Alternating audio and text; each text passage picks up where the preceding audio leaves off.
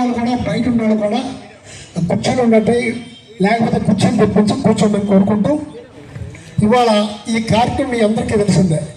రాష్ట్రం అంతా పార్లమెంటు నియోజకవర్గంలో ఒక మీటింగు, అక్కడి నుంచి నియోజకవర్గాల మీటింగు మొదలైంది. మన ఇప్పుడు మన పామర అయిపోయింది, మచిలీపట్నం అయిపోయింది.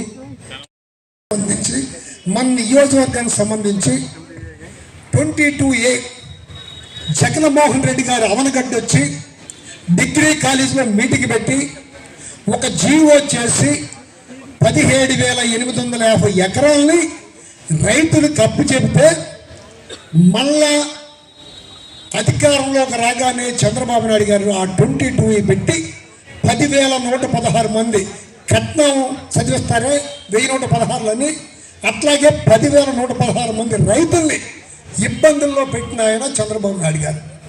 ఇంకా చాలా ఉన్నాయి. నీకు 1,500 నీకు 1,500 అన్నాడు. సరే ఇంకా చెప్పుకుంటా పోతే అమ్మఒడి అన్నాడు, అయ్యన్నాడు, ఇయ్యన్నాడు, అన్నీ మోసాలే. ఆ మోసాలతో పాటు ముఖ్యంగా ఇక్కడ వ్యవసాయం మీద ఆధారపడిన రైతులకి సుమారుగా ఎకరం ఉండోళ్ళకి 30,000, 10 ఎకరాలు ఉంటే 3 లక్షల రూపాయల లాస్. పోయిన సంవత్సరం చేలో మిషన్ కోతకు వస్తే 2,200 రూపాయలకి కాటాలు జరిగింది. ఇప్పుడు లేదు, 1,600, 1,700 కొనేవాళ్ళకి ఇబ్బంది పడుతున్నారు. ఏదో బ్రహ్మాండంగా ఉద్ధరించేసుకోమని చెప్తారు. ఉద్ధరింపంటే ఇది. ఈ మధ్య నేనేదో పెద్దగా ఆ లాకులు కట్టించలేదు, అది కట్టించలేదు, ఆ పని చేయలేదు అని చెప్పాడు. మొన్నే ప్లాస్టిక్ షట్టర్స్ పెట్టారు అంశాదేవి దగ్గర. పెట్టిన మరుసటి రోజున పైకి లేచిపోయింది. దాని గురించి మాట్లాడు. ఇంకొక పెద్ద విషయం చెప్తూ ఉంటారు మరి ఇక్కడ ఇప్పుడు ఉండే ఎమ్మెల్యే గారు. బ్రహ్మాండంగా ఆగ్నేట్ తయారు చేసేయంట. ఆగ్నేట్ నేను తయారు చేయండి. ఆగ్నేట్ చేసే పని ఏముంది? రంగులేసాడు. రంగులేసి 160 లక్షలు 2 కోట్ల రూపాయలు పెట్టి పని చేయించాను అన్నాడు. పైగా దాన్ని అంట ఆగ్నేట్ని అంట అక్కడంట పర్యాటక కేంద్రంగా తీర్చిదిద్దాడు. ఏం కనపడుతుంది అక్కడికి వస్తే? ఏముంది అక్కడ? ఇక్కడ కావాల్సింది ఏంటంటే ఎదురు మండి బ్రిడ్జ్ శాంక్షన్ చేసి 109 కోట్ల రూపాయలు అబార్డు నుంచి శాంక్షన్ వచ్చి అవి బ్యాంకులో ఉంటే దాని పని పూర్తి చేయించవు, నువ్వు అక్కడ పని చేయించానని చెప్తావు.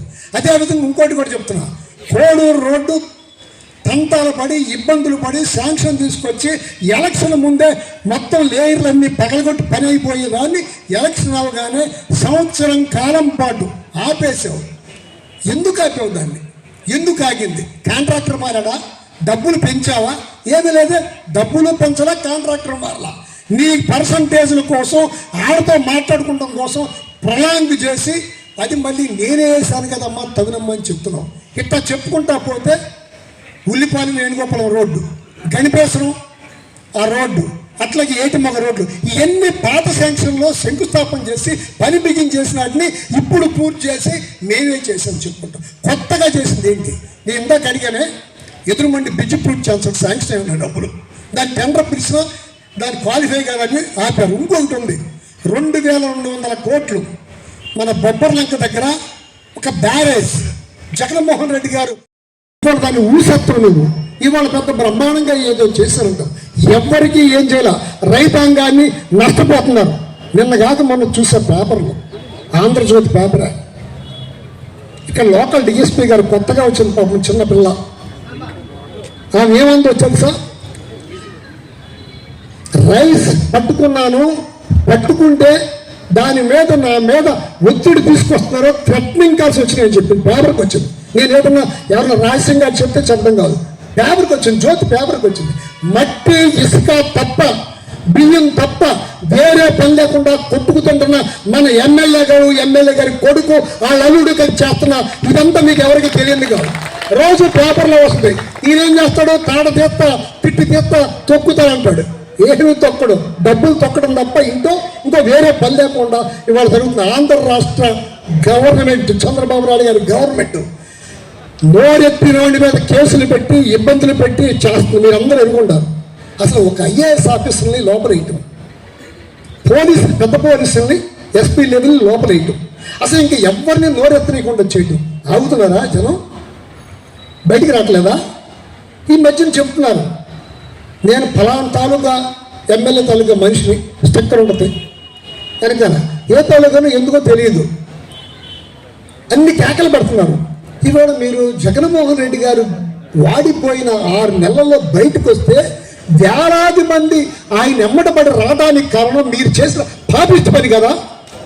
ఇవాళ ఈ కార్యక్రమాలు నా ఉద్దేశ ప్రకారం, నా పర్సనల్ ఒపీనియన్, ఇది చాలా తొందరపడి మనం పెడుతున్నాం. ఆ పెడతానికి కారణం ఎవరంటే తెలుగుదేశం గవర్నమెంట్, చంద్రబాబు నాయుడు గారు. వాళ్ళ అబ్బాయి చేస్తున్న పనుల మూలంగా ఇంత ఎర్లీగా ముందుకొచ్చి మనం చెప్పాల్సి వస్తుంది. ఏం చేస్తున్నారండి? ఎక్కడికి వెళ్ళనివ్వరా? మామిడికాయ రైతులు పలకరించడానికి వెళ్తుంటే అసలు విధ్వంసం చేసేస్తున్నారంట. ఎందుకు వస్తున్నారు జనం? వాళ్ళందరూ వైఎస్ఆర్సీపీ కార్యకర్తలేనా? దాంట్లో రైతులు లేరా? ఒకవేళ వైఎస్ఆర్సీపీ కార్యకర్తలే. వాడిపోయే సంవత్సరం కాలేదు, నీకు అధికారం ఉంది, పోలీసు సంస్థలు అందరినీ లోపలేస్తున్నావు, మక్కి జనకొట్టేస్తా ఉన్నావు, ఆ పని చేస్తున్నావు, రెడ్ బుక్ అన్నావు. ఈ రెడ్ బుక్ను కూడా లెక్క చేయకోకుండా జనం బయటకు రావడానికి అంటే నీ పరిపాలన మీద, నీ దుర్మార్గం మీద జనం ప్రజలు ఎదురు తిరిగే పరిస్థితి వచ్చింది కనుక ఇవాళ అంత చేస్తున్నావు.